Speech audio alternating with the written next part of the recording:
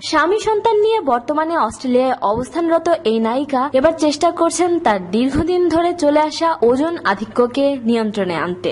এজন্য বেশ তৎপর থাকছেন সব সময়। স্বামীর সাথে দূরত্বটাও মেটাতে চেষ্টা করছেন। কিছুদিন আগে বিয়ের তারিখ বলতে না পেরে বেশ সমালোচনার শিকার হতে হয়েছিল তাকে। তাই এখন সব সম্পর্কগুলোকে আবার সুন্দর করে সাজিয়ে নিতে সর্বাত্মক কাজ করে যাচ্ছেন। পুত্র আইজানের জন্য বড় রকমের ডায়েট কন্ট্রোল হয়তো সম্ভব হবে না, তবে নিজেকে সুন্দর শেপে আনা সম্ভব বলে আশাবাদী শাবনূর। অস্ট্রেলিয়াতে ভাই বোন, স্বামী সন্তান সহ আরো বহু আপনজনকে নিয়ে ভালোই কাটে শাবনূরের।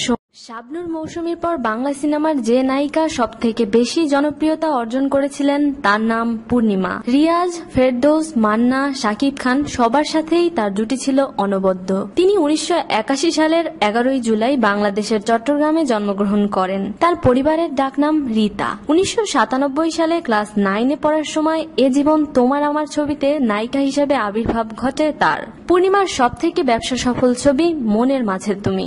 ব্যক্তিগত জীবনে ব্যবসায়ী আহমেদ ফাহাদ জামালকে বিয়ে করেছেন পূর্ণিমা। বিয়ের পর সর্বশেষ 2013 সালে তিনি অভিনয় করেছেন নুজহাত আলভী আহমেদের একটি নাটকে। এরপর পুরো 2 বছর কোনো কাজ করেননি তিনি। জানালেন তার মেয়ে আরশিয়ার বয়স এখন 1.5 বছর। মেয়ের জন্যই এতটা সময় তিনি কাজ থেকে দূরে।